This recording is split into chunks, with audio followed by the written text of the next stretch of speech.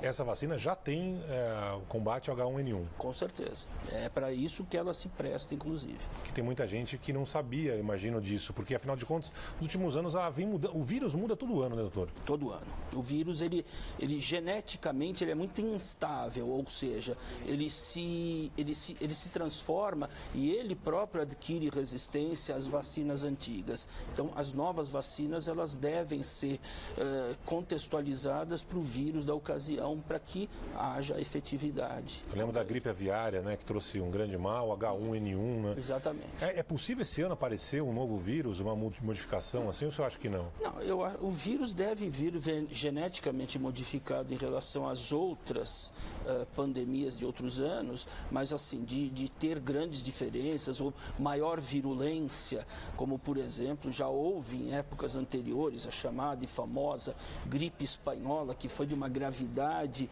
avassaladora sobre todo mundo.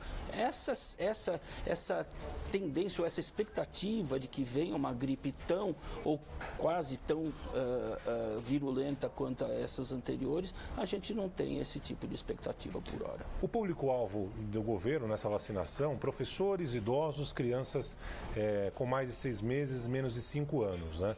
Mas o senhor entende que todo mundo que pudesse deveria tomar essa vacina, seja procurando mesmo na rede particular, ou o senhor acha que realmente esse é o público-alvo, que pode ser o mais suscetível a uma complicação mais grave? Esse grupo que é dito, o grupo-alvo, ele é realmente o grupo ao qual a vacina é mais indicada, porque são pessoas que podem sofrer mais com a instalação da gripe. São as crianças abaixo de 5 e principalmente abaixo de 2 anos, os idosos, pessoas que já têm um comprometimento imunológico por alguma doença, diabetes, cardiopatia, pneumopatias. Os professores vão ser vacinados para não transmitirem o vírus às crianças. As mulheres grávidas devem ser vacinadas para proteger o feto, então elas são vacinadas, elas adquirem anticorpos e transmitem para o feto, transmitem para o bebê que vai nascer. Agora, todo mundo deveria procurar se proteger contra a gripe, porque ela, se atingir a pessoa, ela faz a pessoa perder dias de trabalho, ou se for criança, dias de escola, ela prejudica o cotidiano da pessoa, portanto, é uma vacina que tem totais motivos para ser empregada e para ser procurada. Ela não tem os efeitos colaterais que muitas pessoas dizem que possa ter. Isso que eu ia perguntar para o senhor, né? Tem muita gente que fala que toma vacina, que fica gripado, que tem uma dificuldade, e isso não existe. Biologicamente é impossível que existam esses sintomas, porque o vírus, ele é um vírus modificado laboratorialmente. Não é o próprio vírus que é injetado. A inoculação é de partículas do vírus. Então, não há razão biológica, não há nenhuma razão para que a própria vacina instale um quadro gripal.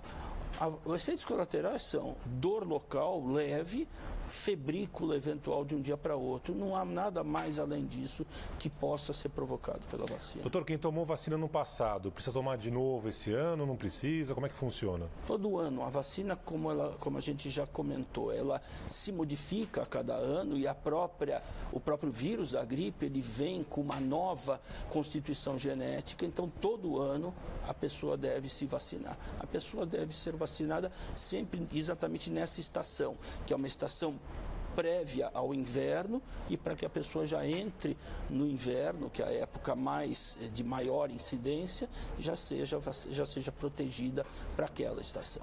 Doutor, você imagina que esse ano teremos um outro vírus tão violento quanto o H1N1, quanto a gripe aviária? Isso lembrou da gripe espanhola, que foi talvez que mais matou pessoas no mundo. Você imagina que esse ano teremos algum novo vírus tão violento quanto esse que o senhor já comentou? Eu acho que aí vai depender muito do número de pessoas acometidas. Quer dizer, quanto maior o número de pessoas que são acometidas, maior o número de casos mais graves.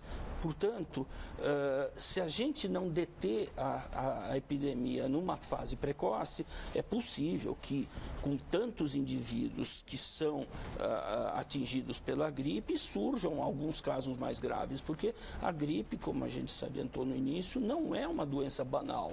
Ela é uma doença que tem consequências, ela tem complicações importantes, e ela, em algumas situações, pode levar ao óbito. Quanto maior o número de de pessoas, é maior a possibilidade de haver casos de óbito. Doutor, aqueles cuidados básicos também de higiene, imagino, né? Para as pessoas lavarem bem as mãos, tomarem cuidado na hora de espirrar, muita gente usa o álcool em gel, virou moda o álcool em gel, ou seja, esses cuidados básicos são importantes também, né? Com toda certeza. Inclusive, aos primeiros sinais de acometimento de vias respiratórias, mantê-las livres, manter boa hidratação, limpar bem com soro fisiológico as narinas, as cavidades nasais e fazer com que principalmente uma boa nutrição, uma boa alimentação, não proteja a pessoa totalmente, mas pelo menos deixe a pessoa mais íntegra para poder enfrentar um eventual caso de doença.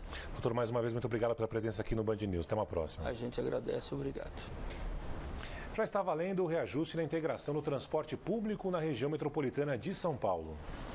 A transferência dos